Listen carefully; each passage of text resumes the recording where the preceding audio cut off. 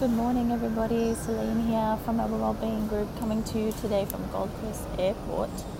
And I tried to find a quiet spot in the airport and then realised that no spot in an airport is quiet. So I'm just going to flick this around. I'm just going to flip this around and show you where I am, waiting at the airport. A colleague of mine is very kindly collecting me for a workshop we have today, and it's 10 to 8 in the Gold Coast, which means it's 10 to 9 in Melbourne, but my flight was at 6:15 a.m, which means I had to get up at, what time did I get up? 10 to 4 in the morning, and that meant that I've only had probably about 4.5 hours of sleep. And I'm sure many of you that suffer from sleep issues, even that's a lot. But I'm really feeling it. I'm probably running on adrenaline at the moment, but I'm really feeling it, and I thought I'd spend a little bit of time today talking to you about sleep and sleep cycles. And how important they are, and why I chose 4.5 hours of sleep when I could have had 5 hours of sleep, because it was something that indicated to me that I was going to wake up at the end of a natural sleep cycle. So I'm just going to draw that on a graph. So sleep comes and goes in cycles, and those cycles roughly last for about an hour and a half. So you'll often hear about 8 hours of sleep and the importance of 8 hours of sleep and all that sort of stuff. But if we really think about it from more of a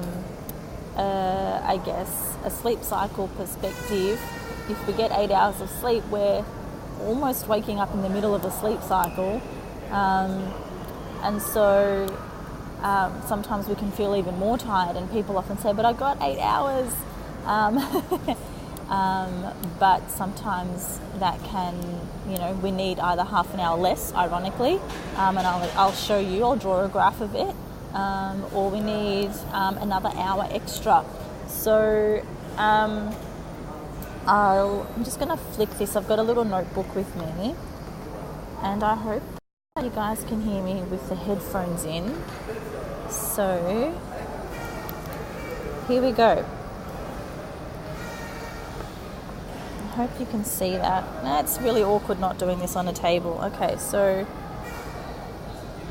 I've got this line here. This line represents being alert and awake, right? Anything above this line is being alert and awake. Anything below the line is being asleep. So let's just say we're in bed and we're starting to fall asleep, and we're starting to get a bit sleepy, and then eventually we catch that window of sleep, and then we sleep. And then we go through stages of sleep.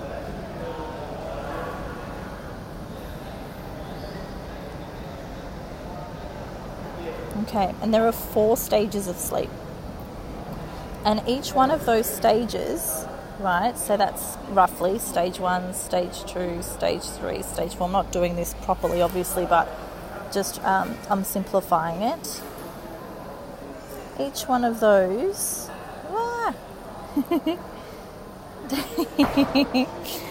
takes about 90 minutes, right, roughly, on edge. For the average adult, it takes about 90 minutes to go through each of those stages.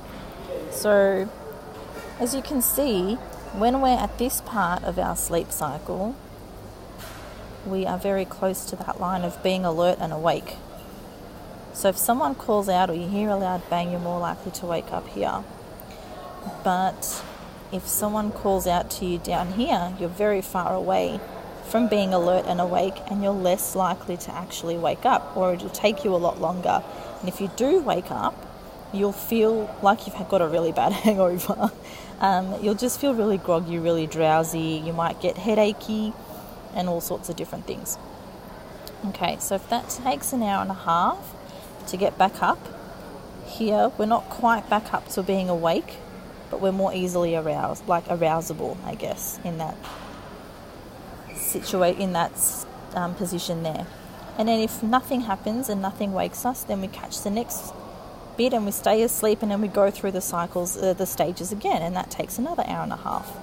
So by this stage we've been asleep for an hour and a half. Here we are asleep for 3 hours, right? And if we skip that, we go to 4.5 hours. And then the next one, I'm running out of book space, right? After 4.5, another hour and a half is 6 hours.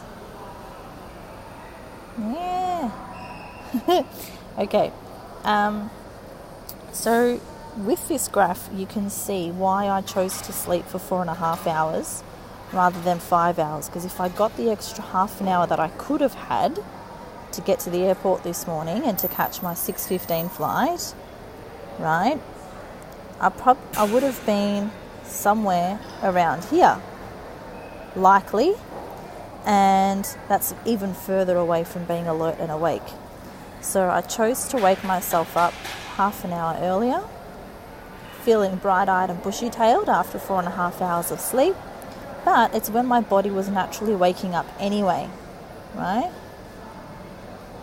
So, not feeling too bad, but I know I'll feel tired earlier tonight.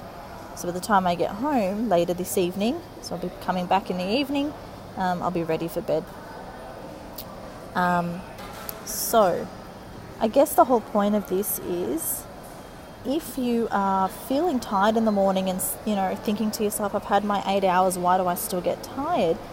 What I would encourage you to do, because if you think about it, after 6 hours, the next one is, the next stage, I'll just do it up here, is 7.5 hours, and then it's 9 hours. So again, 8 hours is somewhere around here. So you're kind of waking yourself up just as you're getting into another cycle of sleep. So my suggestion to you would be to work out roughly how many hours of sleep per night do you think you need, and then set your alarm depending on how long it takes you to fall asleep, whether you want to read in bed and all that sort of stuff. Work out roughly how many hours of sleep you'll need before it's time for you to wake up. And if you need to wake up at a certain time, but you think to yourself, I can have an extra half an hour, be mindful that extra half an hour might take you further into the stages of sleep. So it's likely better, and you'll feel more productive and more awake if you wake yourself up at that stage rather than at that stage. So give it a shot. Give it a go. Tell us how you go with it. A lot of the times when I share that with my clients, the following week or the following fortnight, whenever I see them next, they often come back and tell me, they're like, oh, that was so awesome, I don't feel so tired when I wake up in the morning, etc., etc. So it'll be interesting to see how you go with it, and whether or not you found it helpful. Just mindful of the light and the glare on my glasses from the lighting. I hope it's not too distracting. I'll just move this way. It's probably a bit better. Okay, so I hope you found that helpful. It'll be interesting to see how you go, and we look forward to your comments. Just as a side note too, I just want to let you all know that our phone lines at the practice aren't working. The phone still will dial in because our system is set up through the internet, in that the voicemail still works. So when you dial in, it'll go to voicemail after a few rings. So you will still get your message, but if you really want to get in contact with us, then please use our mobile phone number, and we've posted that yesterday on Facebook. So if you scroll down, you'll be able to see it and take it from there. Otherwise, you can still book online, you can still email us, or you can send us an SMS using our mobile, or and get in contact with us that way. Okay, thank you so much for watching. I wish you all a very happy Friday and enjoy your weekend, and we'll see you soon. Bye for now.